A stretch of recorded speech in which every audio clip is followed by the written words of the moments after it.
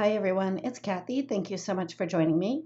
Today I'll be sharing how I created a 3D pop-up fun fold card that when it's folded down, it'll fit into a regular A2 sized envelope. The products that I'll be using are the Retro Christmas Confetti Mix by This Calls for Confetti, the large Merry Word die, the elf sized stamp set because they're super cute, the Happy Sayings stamp set, the decorated tree die set, and the mix and match paper pack. I did all of the die cutting and coloring off camera, but I did want to share how I decorated my tree.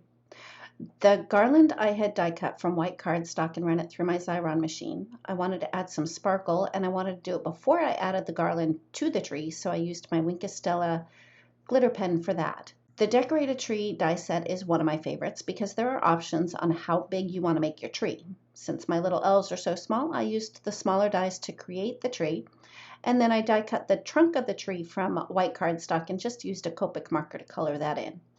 I used liquid glue to adhere my tree together, and then it was time to start decorating the tree. Since the Wink of Stella glitter pen needed a little bit of time to dry, that's why I did those first. But once it was dry, I added the garland to my tree first. By adding the garland first, it helps me keep from over decorating the tree with too many ornaments. Once I had all of the garland adhered, I did use my scissors to trim off the pieces that were hanging off the edge, and then it was time to finish decorating it.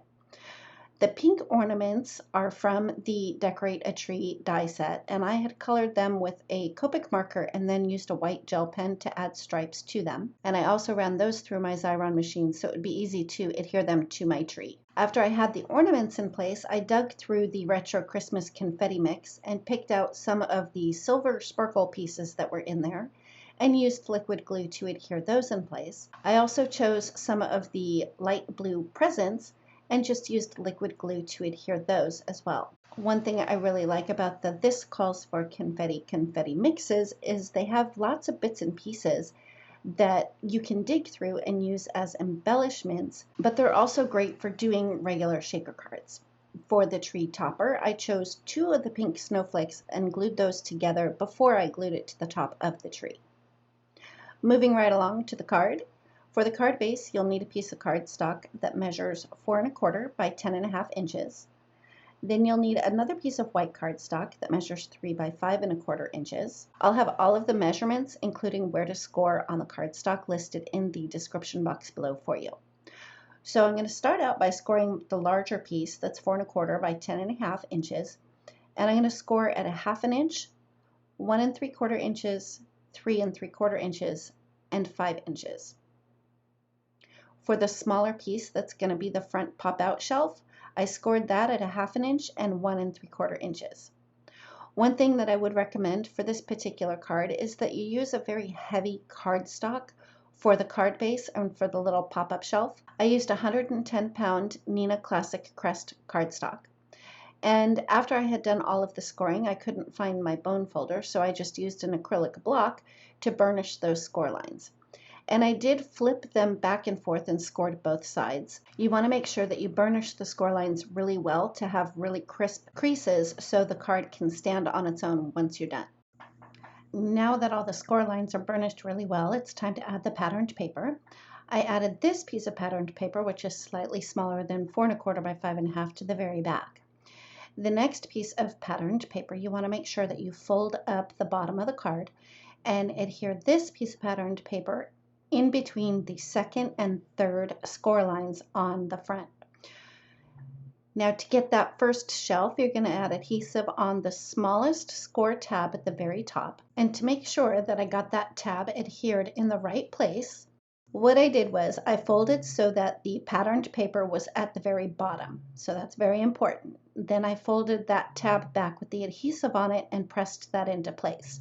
I would recommend that you use a very strong adhesive for this to make sure it all stays together. Now for the smaller front pop-out shelf, you're going to add adhesive to that top small tab. On the main card base, you want to push it down so that you have that white stripe between the 2 pieces of patterned paper.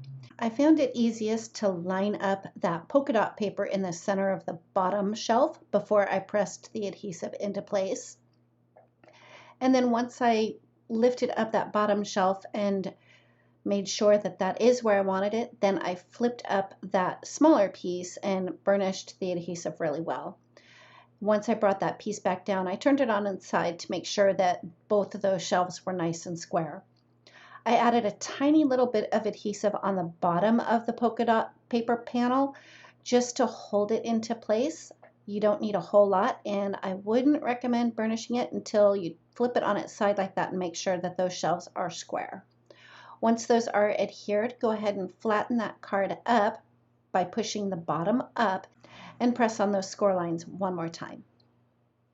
Next, it's time to just finish up the card by adding the tree, and to make sure that the tree doesn't go past the top of the card, I push that bottom panel up, add adhesive to the back of the tree, and then adhere that in place. After my tree was adhered in place, I had added foam squares to the back of my little elves and just popped those guys into place.